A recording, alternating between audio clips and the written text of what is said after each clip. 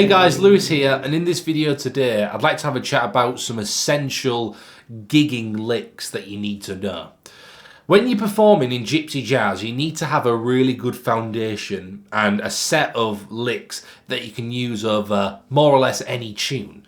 So to break it down, in gypsy jazz you need to have these licks available. Standard major licks, standard minor licks, standard dominant seventh licks. And then you need to think about actual changes, so a 2-5-1, major 2-5-1 and minor 2-5-1. Potentially, probably should as well, a diminished lick as well, because they come up a lot. So you need to think to yourself, what you could do is write down on a piece of paper or make a note on the computer or whatever, is, right, I need, let's say, 2 licks of every one. And then these should be available to play all over the fretboard. So I just want to chat about my thought process and some of the ones that I play and using them in different songs. So let's start off with like 2-5-1s because they come up all the time. Now if you don't know what a 2-5-1 is, a 2-5-1 is if you're in G, it's the 2 chord, G, A, the 5 chord, D7, so A minor 7, D7 into G. That's such a common progression in jazz and gypsy jazz, and they come up in most tunes. So instead of treating the chords individually on this occasion, we're going to think of it as a progression instead, and actually learn licks that complement the changes rather than individually. So I have licks that complement that change as well. If I just play for one that I quite like, there's my little 2-5-1. Here we go.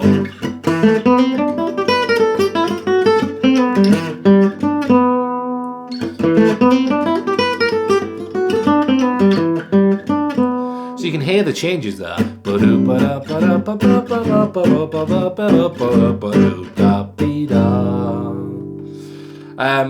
So if I just break that down really slowly, I appreciate there's no dots on the fretboard, but yeah, feel free to have this if you want it.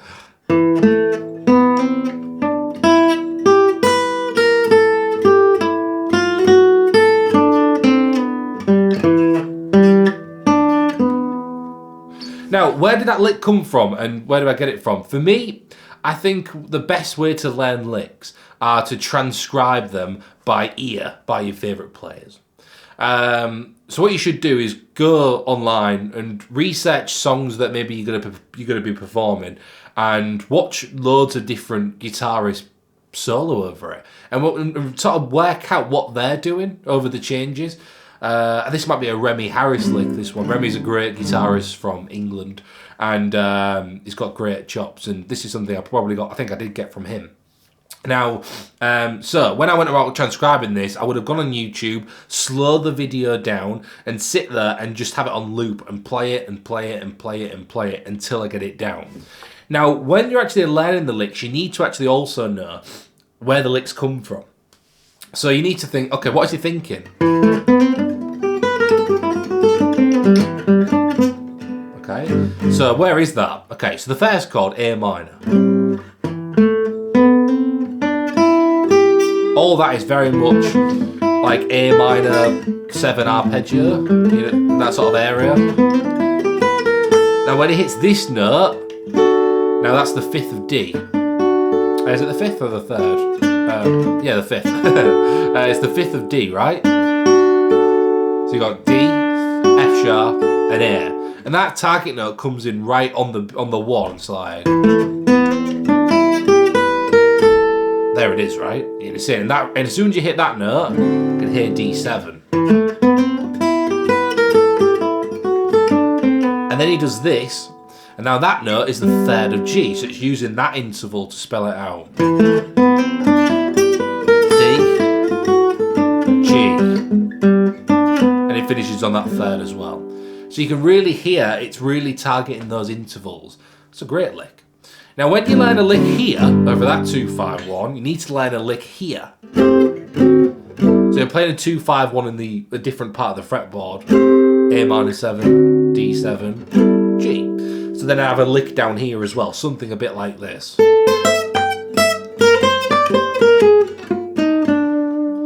I like that one, it's got a very much outside-y sort of sound. So So I've got a 2-5-1 lick here and a 2-5-1 lick here. Okay. So if we was playing like a tune like All of Me, when it goes, this is in C. Why not take all of me? Right? So you play the lick that suits. Well, I'll actually do it down here first, that first lick. So that's. So that was the first lick I played in G. I've transposed it into C now. And then you need the same lick for the other place there, right? Right? So now you're playing like, you know, these licks over actual song, right? And you can apply them. So there's some 2-5-1 licks in a major, right? Exactly the same applies for minor. Been working on some Remy Harris licks recently because he's got some great chops. And over this, he does something like this, if I remember it.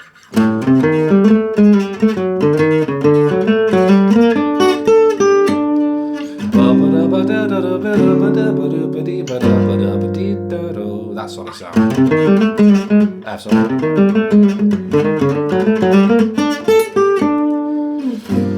So, I've got my 2-5-1 lick that works there, and then you need a 2-5-1 lick that works over there. Something like this, like I use a lot as well.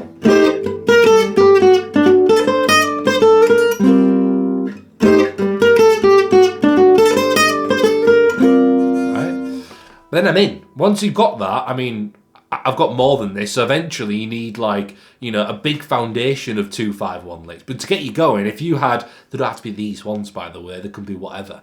But if you have like, okay, so major 2-5-1, one there, minor 2-5-1, one there. Then pick your songs that you play and just apply them and move around to different sort of positions and keys. And if you can do that, you're going to sound musical. You're going to sound right. Now, rather than just sort of guessing and, you know, just trying your best with improvising, if you actually learn some exact musical phrases, you're in. And it's going to sound great. So that's my thought process for, let's say, like a 2-5-1. Learn the licks. Transpose them by ear. Go on YouTube or put on a record and listen to it. And if you can, do it by ear as well, because you'll actually remember them better because you can hear it in your head. So when you can hear this, like for me, I've got some 2-5-1 ideas in my head. So we did the one earlier. I might go. There's another one, right? So I've got stuff ready to go, and that's what you should have.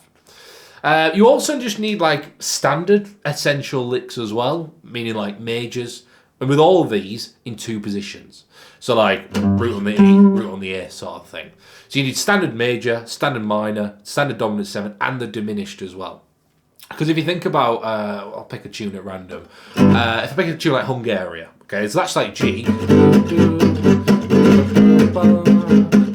Okay, G, A flat. So it's just like the same chord moved up a semitone. So if you've got a lick in G, then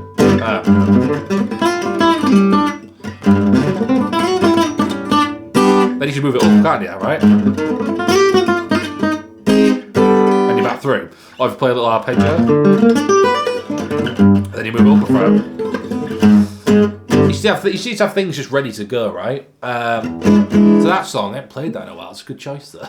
G, right? So then it goes to A flat, goes back to G, okay, here we go, it goes to E7. Okay. So when it goes to E7, you've got, you know, a couple of bars of that, so you've got to really, like, you know, play a nice lick ready to go. So for me, I really like the sound of that sort of lick when you play a dominant arpeggio, but you add the diminished in. So all I did is move the root up a semitone. Very gypsy jazz, right? And then you can play that in different part of the guitar. So now I've got it in 2 positions. So you can do a lick here, or if I just do a standard steady lick.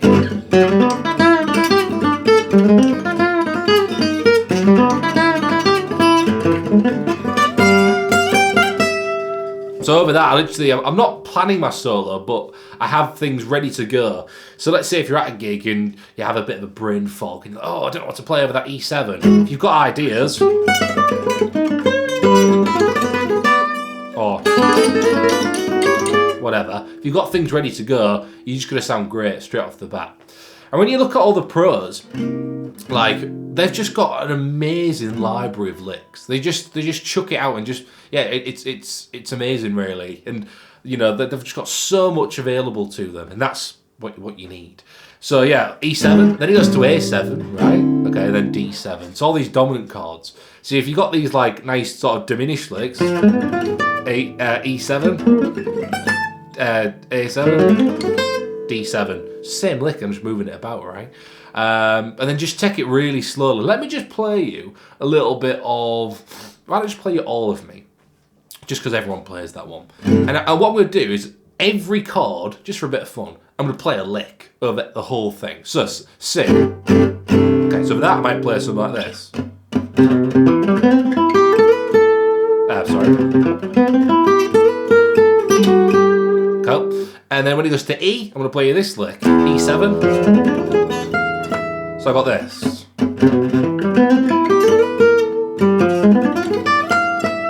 Right. Then it goes to A7, so I'm going to play you this lick.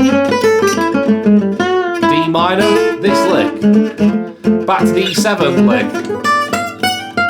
And then A minor lick. D7 lick. Okay, 2, 5, 1. E7 lick. A7. D minor lick. F to F minor, so you can do a little like major to minor lick. C. A7. 2, 5, 1. Now that was just a bit of an experiment, but you can see in my head I'm sort of thinking of every chord, and I just had something I could play, right? And that's what you want, right? What you want to do, obviously you don't want to just play licks, because if you just play licks, I think it sounds a bit clunky, right? But if you have like loads of these licks available, you just got them at your disposal, so you can play, improvise. Improvising is very important, that you don't just play licks. But these musical phrases, they're just great, right? You know, you just sound good straight off the bat. So this is what you need. So if you're going to write this down, just to recap, you should have at least 2 major licks in different positions, 2 minor licks, 2 dominant licks, 2 diminished licks, major 2, 5, 1, minor 2, 5, 1.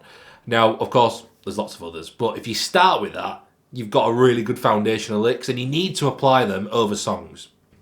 So you go through your set list, and you need to think, right, okay, how can I play that 2, 5, 1 lick over All of Me? Okay, the next song, I Can't Give You Anything But Love. And then think about the 2, 5, 1 from C to G and move it around from there. So, I hope this helps. Just sort of getting into that sort of thought process of playing licks. Any questions about this, please just let me know. And yeah, big thank you to my recent Buy Me a Coffee donation as well. I really appreciate that. Yeah, if you like the video, if you get something out of it, if you want to have a small donation, I do really appreciate that. So yeah, any questions, just leave it in the comments below, and I'll check them out, and I'm here to help out. And if you're interested in online guitar lessons, I do that as well. Literally, through this camera, through Zoom, exactly the same sort of thing. But after every lesson, you get a video recap. So when I was a kid having guitar lessons, you know, you did the guitar lesson and then you sort of walk away with more questions than answers, probably. Where what I do is I do this little video recap after every lesson. So then you can watch it and you can analyse exactly what went through. And also, if you've still got questions, you send me an email and I'll send over more videos. So I'm here all the time to help. But yeah, hope this helps out with some sort of essential licks for gigs. Any questions or anything, just let me know and I'll catch you again next time.